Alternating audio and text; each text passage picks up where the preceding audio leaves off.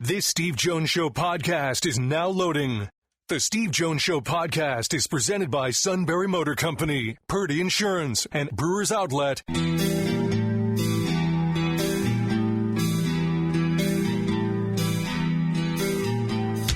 Bringing you an in-depth look at Penn State sports and more. This is the Steve Jones Show on News Radio 1070 WKOK. The Steve Jones Show is presented by Sunbury Motor Company, Purdy Insurance, and Brewers Outlet. Now from the Sunbury Motor Studio, here's Steve Jones. This half hour being brought to you by our good friends at Brewers Outlet, Reagan Street in Sunbury, the beverage supermarket. Imports, domestics, microbrews, the best selection beer anywhere. Wine coolers, water, soft drinks, snacks. They roast their peanuts fresh and out every day. 6 great flavors of slushies. Ready-to-drink cocktails, High Noon, Jack Daniel's Crown Royal. And the Pickle Bar, led by my two personal favorites, the Barrels and the Dills, indeed second to none. All at Brewers Outlet, Reagan Street in Sunbury, the beverage supermarket. Joined now by the outstanding Max Starks. Max, how have you been? Welcome to the show. Great to have you with us. My pleasure as well. Thanks for having me. How difficult is it to get a read in the month of September on any NFL team because of the limited exposures in the preseason in games? It's a lot tougher now than it was back when I played, just because everybody's less apt to play their players, to give their players reps. You pay guys a lot of money for the regular season, and you know, a lot of coaches just don't want to expose those guys because they're like, we need to get them through now 17 games in the regular season. And, you know, it's really tough to know what a team is. It usually takes about the entire month of September before you really kind of get a bead on who they are and what their tendencies are, what their philosophy is. You have that quarter of the league turnover, it seems like, every single year with coaching staffs. So, you know, when I look at it, it's just you try and make the best assessment. If you have any insights from them from the previous year, you use that. But you still never quite know what that identity is. Well, in the opening week, it was the offense that put up 32 points. For a Steeler fan, I'm sure the surprise was giving up the 31 points. What did you see from the Steelers defensively, with credit going to what the Jets did? Well, I think it was just the ability to utilize everybody on the field, I think, and that's what the football IQ of an Aaron Rodgers adds to a team. Yeah. Is that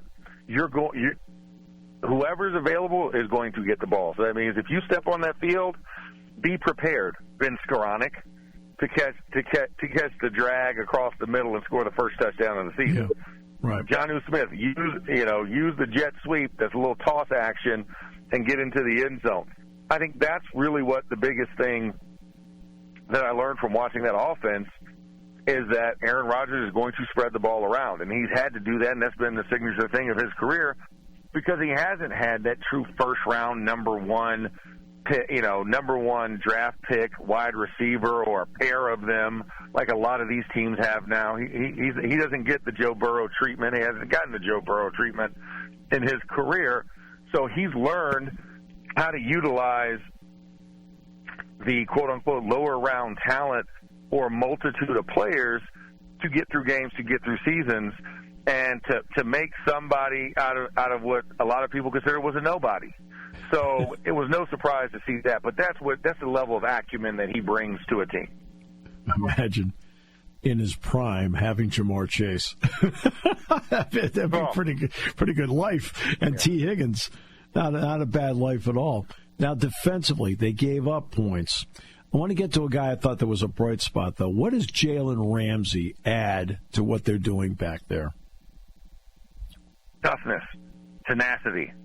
He is a leader by action, and he's a guy who can get under the opponent's skin, and opponents look to try and get under his skin. So when you have all of that attention focalized into a guy like Jalen Ramsey, it allows everybody else to see the example and go try and be the example, if that makes sense.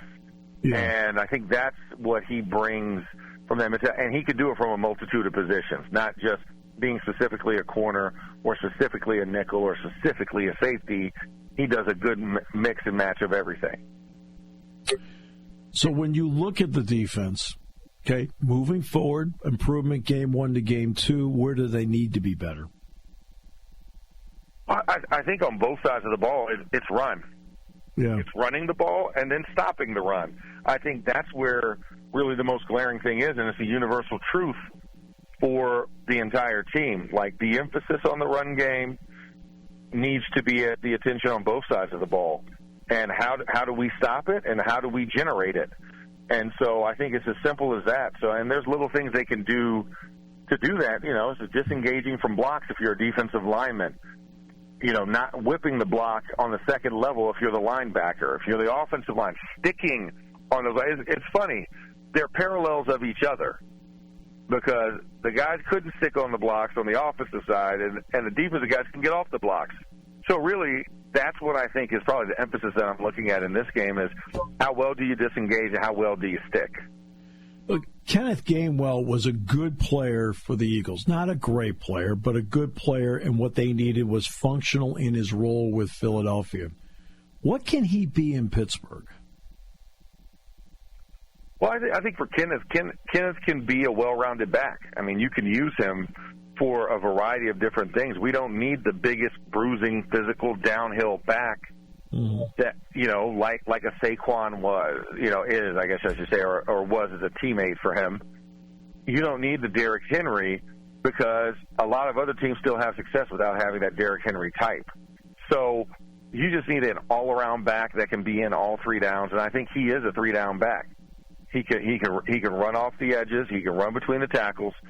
He can catch passes, and he can pass block. So I think for him is just showing that well-roundedness, not just being a check down and screen guy like he was in Philadelphia last year, and really be a true running back. And I think there's an opportunity here with him because of who you have as Jaylen Warren as a running back, smaller type of scat style back, and then of course Caleb Johnson, a more bigger back.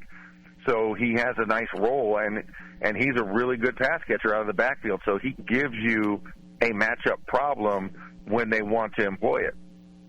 Yeah, obviously in broadcasting Penn State football, I've seen a lot of guys, and I saw Gainwell. He played against Penn State in the Cotton Bowl, so I saw him at Memphis. But I saw Caleb Johnson at Iowa too. And look, he was the feature guy and carried the ball a lot. There were not a lot of times where he had to make plays without the ball, pass blocking, things like that. Is that where he needs to make up time to be an effective NFL player, what he does without the ball? Absolutely. Absolutely. Every back has to learn how to work without it. And for Caleb, because he's been a feature, and let's face it, you know, I don't think it's no surprise here when I say this to you or your audience, Iowa does not have inspiring offensive skill sets. You don't think of Iowa and think of explosiveness, high scoring, exciting. Like, you don't. Those are words you don't put with Kirk Ferentz' offenses. You use that for the defense. That's reserved for only the defense. Right. Yep. So for Caleb Johnson coming in, like you said, he was all they had. I mean, tell me the last time you've seen an Iowa wide receiver go in the top 2 rounds. I'll get back to you on that. No, I'll get back to you on that. Yeah. Yeah, no, but that's interesting because, by the way, for people who realize the first 2 games, Mark Gronowski, the transfer from South Dakota State, is 127 yards passing total to this point, to Max's point on this year's Iowa team. Penn State will play them in the middle of October out there. Okay, so the matchup with Seattle, Sam Darnold is now there. Right. I know you've looked at video. Any difference in what a Seattle offense looks like with him at quarterback as opposed to Geno Smith?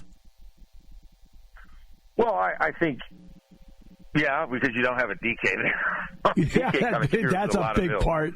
Yeah, DK's now on the other side. Yes. But I think when I look at it, it's a team that's trying to establish the run. They're trying to be a balanced team, trying to utilize the play action, trying to take the same principles that Kevin O'Connell used with Sam when he was in Minnesota, and they're trying to apply that to how they utilize him in Seattle, and it's a little bit different, right? It's not Aaron Jones in the backfield running the ball for you. It's Charbonnet and Kenneth Walker who are going to be your two main guys, and those guys have been okay backs, but it's a lot of pressure on the quarterback in the Seattle system to make plays and to make some plays with their legs as well. And Jackson Smith and Jigba, listen, had a great game for all intents and purposes, but it's like who's the other guy to take the attention away from him? Almost like how we were with the Jets, except for the difference is you don't have a running quarterback in Sam Darnold. Like Sam Darnold's mobile, but he's not a running quarterback. Right. And so teams know that, and they can play more press man. They can they can disrupt the timing routes because there's no fear of his legs kind of running away. Now, here's what I will say is that there is an opportunity that if they are going to utilize, let's just say, a Jalen Milroe, so to speak, right? That could be a complication. If they watch the film from Sunday, this team could be different if you put Jalen Milroe back there for a concentrated package, and you try and exploit that aspect of it. That's an excellent point, because Milroe certainly would be able to disrupt it because he runs so well. We brought up Aaron Rodgers early in this. What have been your thoughts just on seeing how he has adapted to Arthur Smith, and conversely how Arthur Smith has adapted to Aaron Rodgers and how he plays? I think it's been a nice compromise thus far. I think the biggest thing is now the offense, particularly the offensive line, has to live up to their Arthur Smith end of the bargain for Aaron. Yeah. And I think that's where it's going to be. You have to be able to marry the run game. And when you're using two tight end personnel sets and you're using some of what we call 12 personnel, you got to be able to run the ball effectively because it's a loaded box, and you can't depend on Aaron to check you out of it and throw you into a good play or throw a now route to disrupt it just because, you don't feel comfortable enough to run the ball. They should be able to run the ball in any situation. And I think that's where they have to step up with it. But Aaron's been open to it, and Aaron's done a great job of communication with him and Arthur. They spent a lot of time together during training camp and in the off season, just talking about these concepts and talking about kind of what he needs, what he sees versus the expectation of what Arthur has.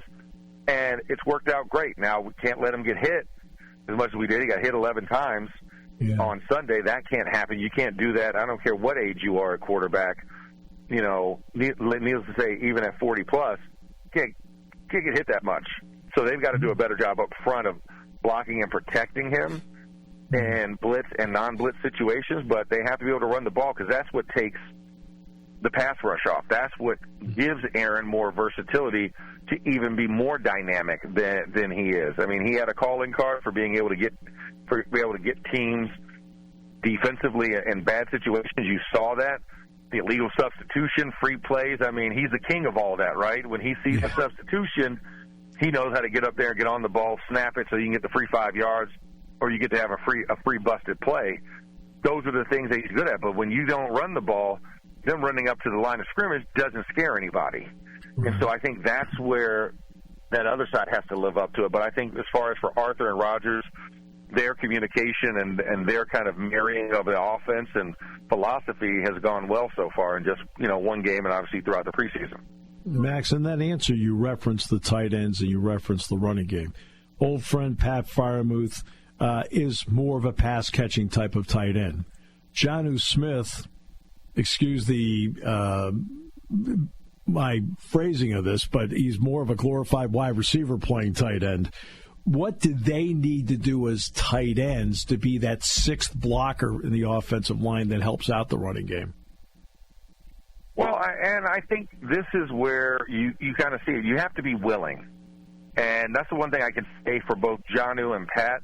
They're willing blockers. Yeah. They might not be the best at it, but believe you me, they are going to try their butts off. And they're going to fight every time that they get out there to try and create something. It might not have the best success in the world, but they're going to try And that's also why you bring in a glorified right tackle in Darnell Washington as your blocking tight end. That's right. Yep. Yes. Oh, yeah. No. Oh, every time. And if you get any catches out of him, it's a real bonus. It's like, okay, the blocking guy caught it. But yeah, he is the right tackle +1 over there on that side. T.J. Watt and Cam Hayward, they're the experienced guys up front. And they're still the guys that are out there making plays. What do the younger players have to do to feed off their respective examples? Well, I think it's just you learn. And learning is the key component. So when you're out there, or I should say not when you're out there, when you're watching from the sidelines, you need to take notes. And that's one thing you look at Jack Sawyer, Y.A. Black, Logan Lee. You know, they're watching what Cam Hayward does. And they're trying to mimic those same skills. And, you know, for Jack, he's watching TJ. He's watching Alex Highsmith because he's that guy. Now, luckily and hopefully we will get Nick Herbig back into that rotation this week because you could tell getting into game shape as well at the beginning of the year is something that's tough. Yeah, it is. Both Cam and TJ, as high-bred athletes as they are, they still get tired, still get bloated, especially when you play a team like the Jets that runs the ball as much as they do, and so many things you have to account for. So you saw that kind of be a drawback. You didn't have the rotation, and Jack was in his first game, and he's trying to figure out which way is up as a young guy, and chasing Justin Fields and Breece Hall, and you know you're trying to escape from guys. I mean, Olaf Fashanu had his way with the edges for the most part of that game, and so I think that's what it really is. It's about mimicking what those guys do well, but also understanding at the beginning of the year, everybody's tired. If you say you're in full game shape on the first game of the season, I don't know what you did, and I'm going to ask you to go take a drug test. But at the same time, you know, it's a process. It's a process. Yeah, it is. Olu, by the way, is going to be a good player, and I've seen enough of Jack Sawyer in person to tell you he's going to be terrific. One final question. I don't know how often when you played, Max, that you paid attention to the kicker. But what does Chris Boswell mean to this team, and not just at this time, but what he's meant over the years? So I'm a Marvel kid, Steve, and I grew up. I loved Marvel comics. Yep. I love the X-Men, and he's Weapon X. Weapon X. He's the best version of all the mutants. That are special teams. And I think when you really want to appreciate what he's done, just look at week 1 last year in Atlanta. Yeah. We lose Cam Johnston, our top punter, great punter. In the game, we have no other punter. There is no Corliss Waitman on the team at this point. Yep. Cam beat out Corliss in training camp. They looked at Chris, and Chris like, all right, let's do it. He was like the kicker from the Replacements. I can't remember his name. The Aussie dude. Yes. All right. You know, I'm wiry. Right. You know, he just booted a 45-yarder on a cold rope. You know, I mean, that's what he meant. And kicked 6 field goals on top of that. You know, he was AFC Special Teams Player of the Week, week 1 last year. Surprise, surprise. He's that same guy the start of this year. And like you said, that 60-yarder was just a thing of beauty.